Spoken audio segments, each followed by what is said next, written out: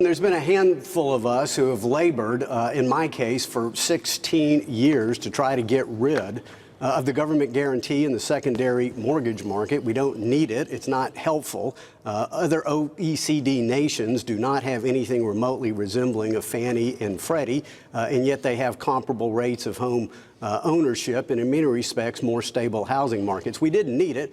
And after the crisis, no, I never would have thought that through multiple Congresses and 3 administrations, we would still have them. But I heard the report leading into this interview. I don't necessarily see it this way. We're having a hearing later today in my committee, the House Financial Services Committee. Among others, we're going to hear from the former director of FHFA, Ed DeMarco, who was their regulator for, I guess, about 4 years. We're going to hear from Ed Pinto, a former, I believe, chief risk officer of Fannie Mae. They have a different conclusion, and that is they think systemic risk, are once again building up within Fannie and Freddie. We still essentially have a government-sanctioned monopoly that still controls roughly 99% of all mortgage securitizations. They're once again insuring loans with as little as 3% down. They have multiple scandals. As I said in the editorial, it's deja vu all over again. So, Congressman, for those who haven't had a chance to read the editorial, and I recommend everybody does, explain real quick what your solution is. Well, number one, I don't believe in a government guarantee. I've offered legislation to get rid of it. I'm going to do it again today for no other reason. It makes me feel good. But I've also fought this battle unsuccessfully for a number of years. So I'm offering, along with my Democrat colleague, John Delaney of Maryland, who serves on the committee, we're offering a compromise plan.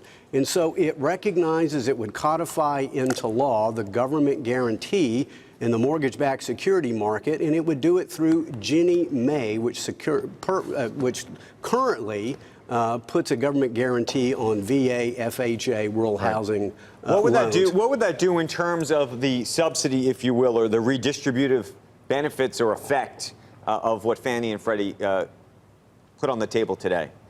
Well, Andrew, here's what we're trying to do. Number one, we're trying to disperse risk.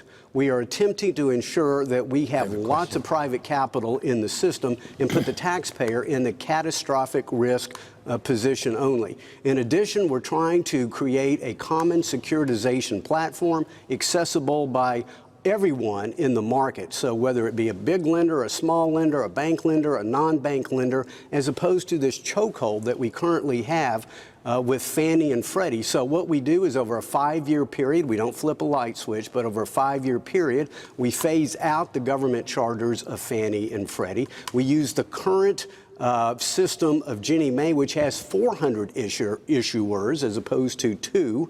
We divide, we bifurcate the issuing and the guarantee function that currently Fannie and Freddie does together. So again, the whole idea is bring in market competition, bring in innovation, disperse risk. Again, I'd like to get rid of the government guarantee, but I have to take the political battlefield as it is, not how I'd like it. Larry Bowsity has a question for you. Congressman, I think your suggestion also implies that there'll be a tighter credit standard, which I think people will applaud. On the other hand, the Democrats historically have not had much to do with trying to replace or improve Freddie Mac and Fannie Mae. Why do you think you can get congressional approval on this? Well, we're about to find out, aren't we? Again, I've been laboring in this space for almost 16 years, but it's the first time I've had a Democrat co-sponsor for a piece of legislation, though. That is clearly a step in the right direction. I mean, here's the grand bargain. The grand bargain is we codify into law the government guarantee. In place of that, we put the taxpayer in the catastrophic risk position, last loss position, and there will be an affordability housing component, which the left wants. I think the best affordable housing program is a growing economy with a good job leading to a meaningful career. We'll put that to the side. Currently, there are a number of basis points that are skimmed off to go into an affordable housing trust fund.